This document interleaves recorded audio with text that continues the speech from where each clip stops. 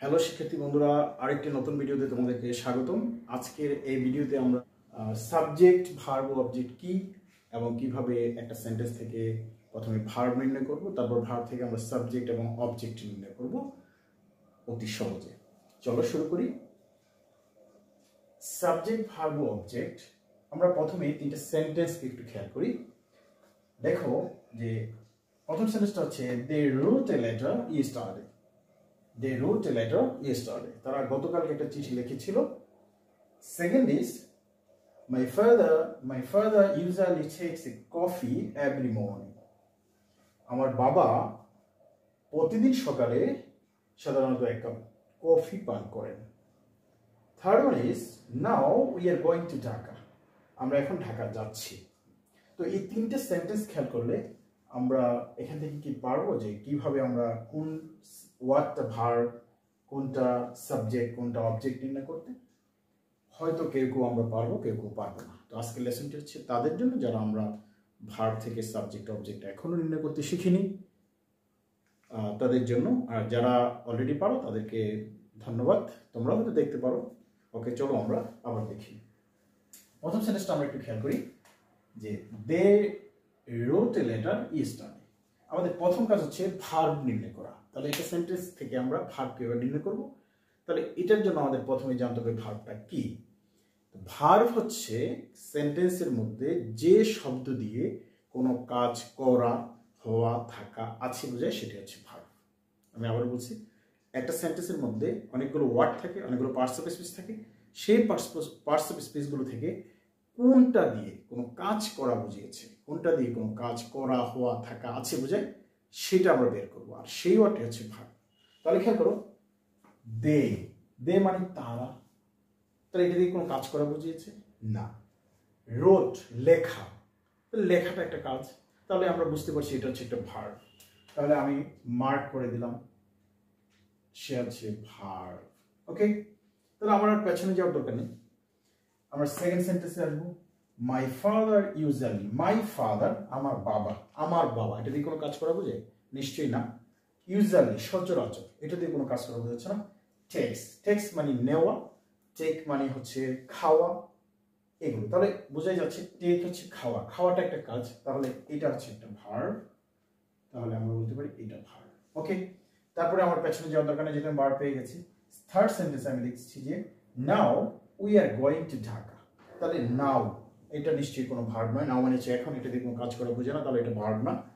We are going, we মানে আমরা, আমরা, এটা দিয়ে কোনো কাজ করা বোঝে না। আর আরটা হচ্ছে একটা অক্সিলারি ভার্ব, যেহেতু আর এর পরে একটা মেইন ভার্ব আছে গো, তাহলে বোঝাই যাচ্ছে যে আরটা হচ্ছে অক্সিলারি ভার্ব। তাহলে গো মানে হচ্ছে যাওয়া, এটা দিয়ে কাজ করা বোঝায়। তাহলে এটা হচ্ছে আমাদের এখানে মেইন ভার্ব। তাহলে বুঝতেই পারছি এটা দিয়ে কাজ করা বোঝাচ্ছে, তাহলে এটা হচ্ছে ভার্ব।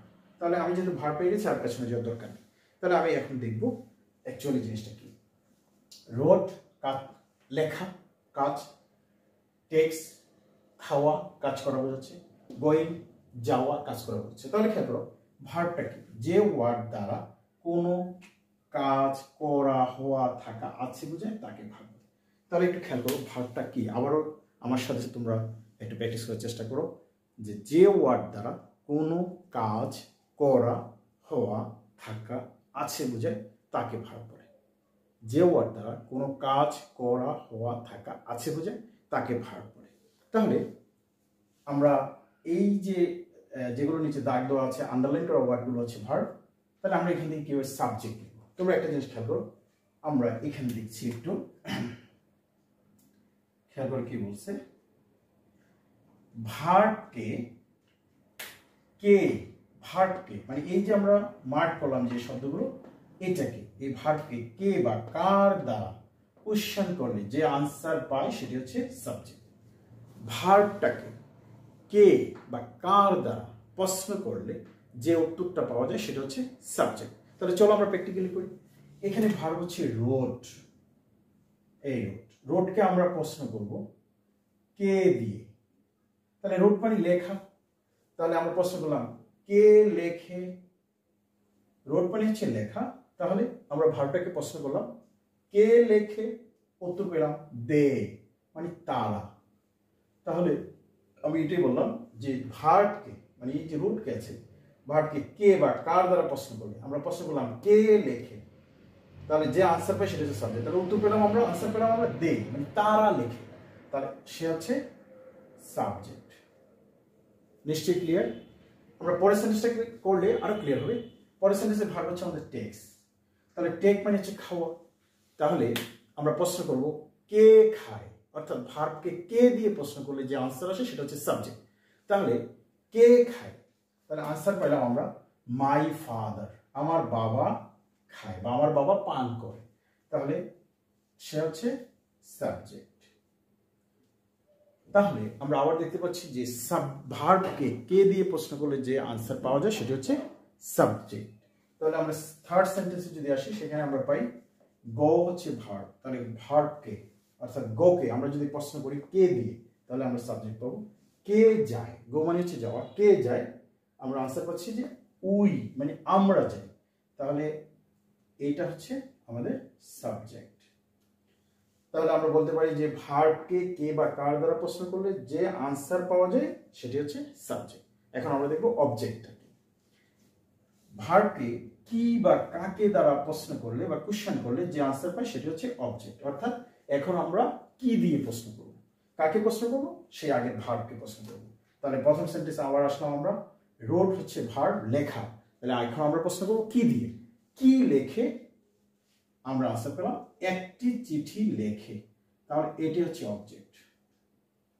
মনে রাখতে হবে যে নাউনটাকে আমরা অবজেক্ট হিসেবে পাবো, তার আগে যদি কোনো আর্টিকেল থাকে তাকে অবশ্যই অবজেক্ট বা সাবজেক্ট হিসেবে নিতে হবে, তাহলে এটি হচ্ছে অবজেক্ট। আমরা সেকেন্ড সেন্টেন্সে যদি আসি, টেক্স, টেক্স হচ্ছে খাওয়া বা পান করা, তাহলে কি পান করে, কি দিয়ে প্রশ্ন করবো ভার্বকে, কি পান করে, তাহলে আমরা পেলাম এ কফি আর এ কাপ অফ কফি, এক কাপ কফি।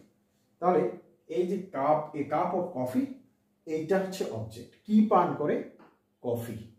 ওকে, তাহলে আমরা থার্ড সেন্টেন্স আসি, সেখানে আছে গো হচ্ছে ভার্ব, তাহলে এখন আমরা প্রশ্ন করব কি যায় বা কাকে যায়। অ্যাকচুয়ালি কি যায় ঢাকা, এটাকে হয় না, কাকে যায় ঢাকা এটাও হয় না। তার মানে কি, এখানে কি বা কাকে দিয়ে প্রশ্ন করলে কোনো ধরনের আনসার পাওয়া যায় না, তার মানে এই সেন্টেন্সে কোনো ধরনের অবজেক্ট নেই, এখানে কোনো অবজেক্ট নেই। অনেকে ধারণা করতে পারে যে ঢাকা অবজেক্ট, অ্যাকচুয়ালি কোনো জায়গা কখনো অবজেক্ট হয় না, এটা হচ্ছে ভার্ব বা প্লেস। ওকে, তাহলে তোমাদের যেটা মনে রাখতে হবে সেটা হচ্ছে যে ওয়ার্ড দ্বারা কোনো কাজ করা, হওয়া, থাকা, আছে বোঝায় সেটি হচ্ছে ভার্ব। আর ভার্বকে কে বা কার দ্বারা প্রশ্ন করলে যে উত্তর পাওয়া যায়, যে আনসার পাওয়া যায় সেটি হচ্ছে সাবজেক্ট। আর ভার্বকে কি বা কাকে দিয়ে প্রশ্ন করলে যে আনসার পাওয়া যায় সেটি হচ্ছে অবজেক্ট। তাহলে নিশ্চয়ই তোমাদের কাছে ক্লিয়ার হয়েছে ব্যাপারটা। যদি ক্লিয়ার না হয় দেন আমাকে তোমরা কোয়েশ্চেন করতে পারো এনি টাইম, আমি দ্রুত আনসার দেওয়ার চেষ্টা করব। তাহলে তোমাদের জন্য একটা অ্যাসাইনমেন্ট থাকবে, birds fly in the sky. এই সেন্টেন্সে কোনটা ভার্ব, কোনটা সাবজেক্ট, কোনটা অবজেক্ট তোমরা আইডেন্টিফাই করে দ্রুত লিখে দিবে নিচে কমেন্টে। ততক্ষণ পর্যন্ত ভালো থাকো, পরের ক্লাস দেখার আমন্ত্রণ জানিয়ে এখানে শেষ করছি। আল্লাহ হাফিজ।